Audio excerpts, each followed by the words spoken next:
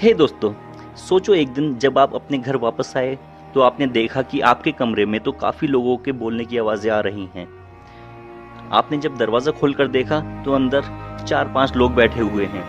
सभी लोगों ने अच्छे कपड़े पहने हैं और आप सबको अच्छी तरह से जानते हो, लेकिन उनमें एक शख्स ऐसा भी है जिसकी उम्र करीब 50 से 60 वर्ष के बीच में है।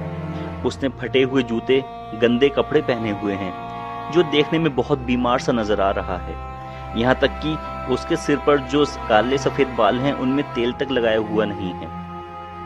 आप भी उनके बीच बातें करने के लिए बैठ जाते हो और जब आप उस गंदे और गरीब जैसे दिखने वाले आदमी से पूछते हो कि आप क्या करते हो, तो वह आपको अपनी कहानी बताता है कि उसकी हालत का जिम्मेदार कोई और नहीं, वह खुद है।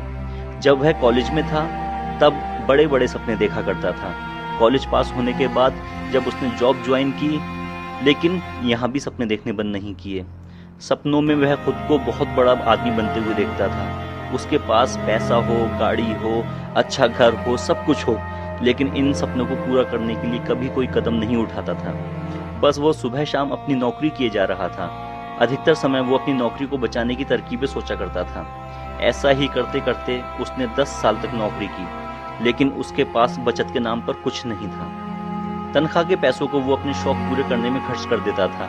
उसके पास महंगे मोबाइल फोन, अच्छे जूते, ब्रांडेड कपड़े सब कुछ हुआ करते थे और तनख्वाह के आते ही वो फिल्म, पार्टी, सैर सपाटे में बिजी हो जाया करता था और महीने के अंत में उसके पास कुछ नहीं बचता था। 10 साल नौकरी करने के बाद अचानक से सेशन आया और उसे नौकरी से निकाल दिया गया। अब उसके पास ना तो कोई नौकरी थी और ना ही अपने सपने पूरे करने के लिए पैसे। यहाँ तक कि पढ़ाई से टच खत्म होने के कारण वो कुछ और भी नहीं कर सकता था। अचानक से उसकी दुनिया बर्बाद हो गई। कुछ दिन तो अपने दोस्तों के रहमो करम पर पलता रहा, लेकिन दोस्तों ने भी एक एक करके उससे किनारा करना शुरू कर दिया था। अब उसके पास घर जाने के अलावा कोई दूसरा चारा ना बचा था। घर जाकर वो अब घर वालों पर बोझ बन गया।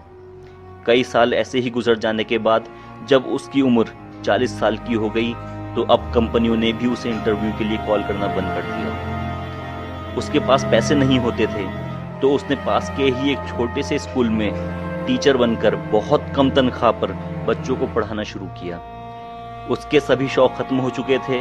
उसे महीने में इतने पैसे मिलते थे कि बस वो अपना पेट भर सके, और आज उसे वहां काम करते हुए 10 साल हो गए हैं। और आज मेरी उम्र 50 साल है, यह कहते हुए उस गंदे और बीमार आदमी ने अपनी बात को वहीं विराम दिया।